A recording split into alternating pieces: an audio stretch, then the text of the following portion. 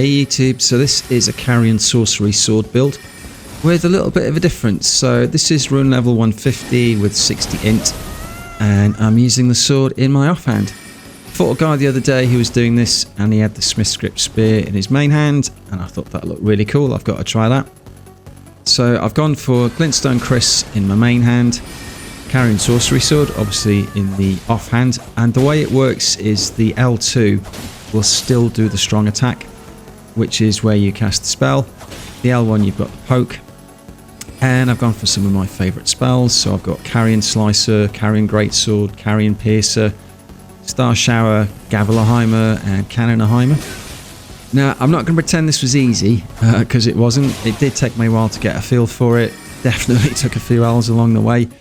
But I'd say if you're looking for a build that's fun, where you have to use your wits and sometimes just get into a good scrap to find a way to win, then this might be the build for you.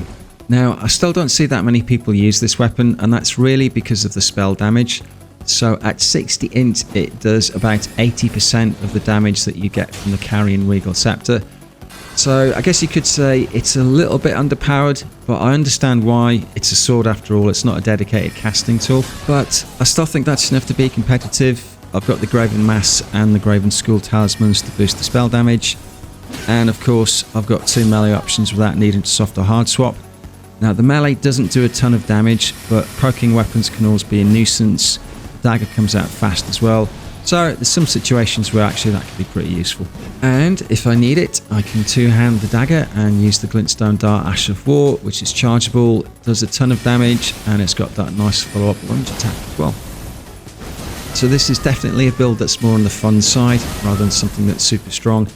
Like I said, it did take me a while to get used to it. I don't normally dual wield weapons. I've either got a shield or a casting tool in my offhand. So I had to get used to that, and then casting with L2 instead of L1. But eventually did come together, got a few wins, had a really good time. It's always nice to use stuff that's off meta, bring a bit of variety to the Colosseum. I hope you enjoy the rest of the deals, stats and gear at the end, and I'll catch you on the next one. Cheers.